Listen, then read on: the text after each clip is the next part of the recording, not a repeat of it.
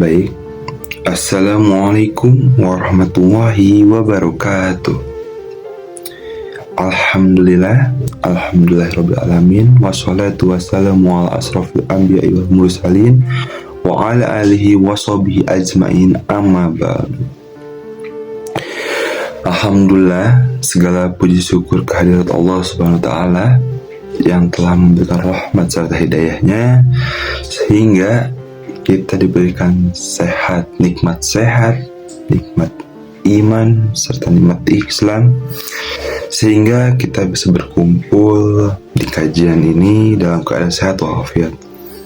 Sholawat serta salam tak lupa kita curah limpahkan kepada junjungan alam Nabiana wa Habibana Muhammad Sallallahu Alaihi Wasallam. Karena berkat beliaulah di zaman sekarang ini kita bisa membedakan mana yang hak dan mana yang batil. Baik, jemaah sekalian yang dirahmati oleh Allah Subhanahu wa ta'ala, coba kita renungkan. Setiap harinya kita diberi waktu 24 jam. Waktu yang sama, tapi kenapa hasil hidup kita itu berbeda-beda? Karena sebenarnya yang membedakan itu bukanlah jumlah waktunya, tetapi cara kita untuk mengisinya. Dan Allah langsung menegaskan pentingnya waktu dengan sumpah yang sangat kita sering dengar, yaitu dalam Quran surat Al-Asr. A'udzu billahi minasyaitonir rajim. Bismillahirrahmanirrahim.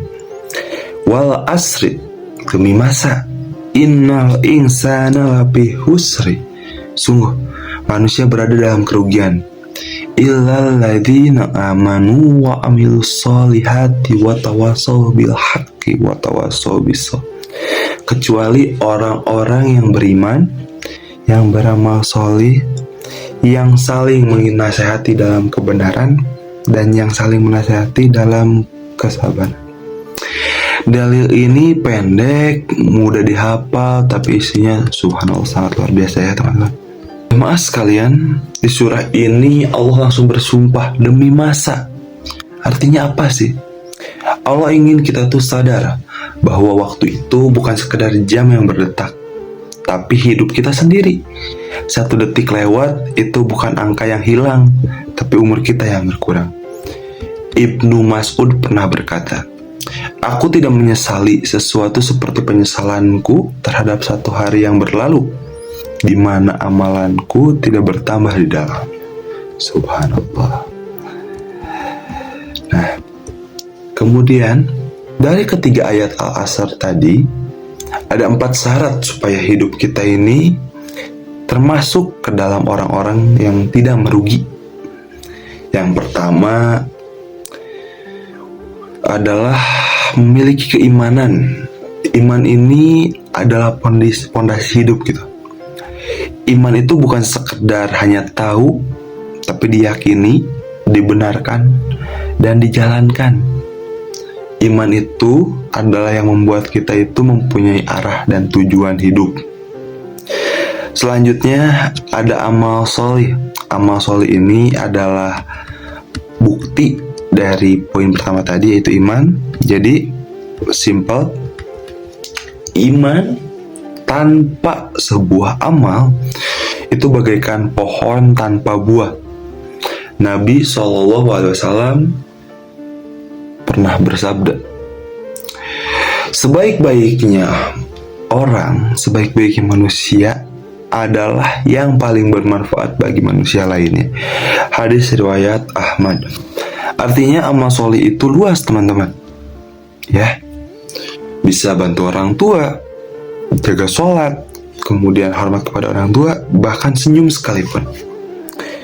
Yang ketiga, orang seperti apa yang akan tidak merugi itu? Orang yang saling menasehati dalam kebenaran.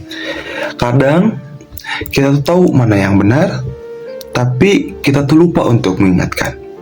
Tapi ingat teman-teman, mengingatkan itu bukan ngejudge, bukan nyudutin, tapi mengingatkanlah dengan lemah lembut, dengan perlahan teman-teman.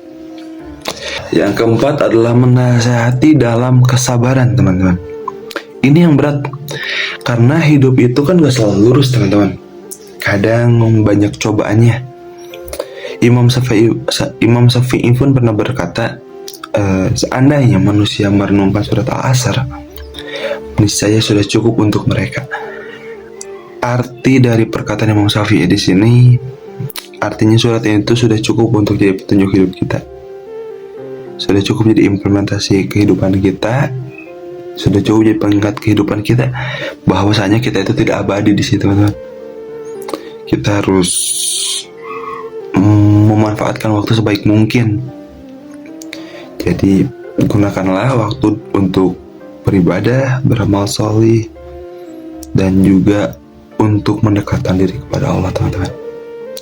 Nah, untuk di kehidupan sehari-harinya, kadang kita tuh juga sering bilang gitu, nanti aja deh belajar, nanti aja deh sholat, nanti aja deh tobat. Tapi nanti itu justru yang bikin banyak orang menyesal, teman-teman. Ada yang sibuk scroll HP sampai 2 jam, tapi baca Quran 2 menit aja udah susah. Padahal nanti itu HP itu tidak akan membantu kita, teman-teman, saat ditanya malaikat. Kemudian kita juga sering buang waktu pada hal kecil. Padahal waktu adalah modal hidup, teman-teman. Tanpa waktu kita tidak bisa ibadah, tidak bisa bekerja, dan tidak bisa membahagiakan orang tua.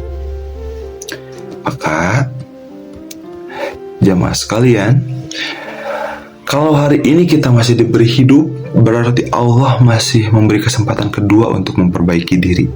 Mari kita isi waktu dengan memperkuat iman, memperbanyak amal soleh, saling mengingatkan dan bersabar dalam ketaatan.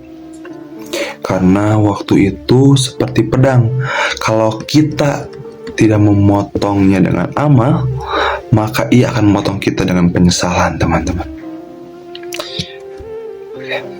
Sebelum saya tutup, mari kita berdoa bersama-sama, meminta untuk angkat kedua tangannya. Jadi kita akan sama-sama berdoa, teman-teman.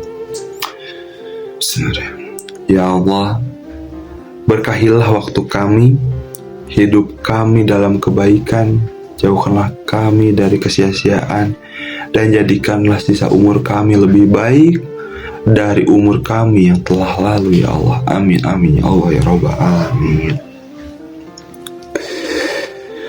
Sekian pemaparan dari saya.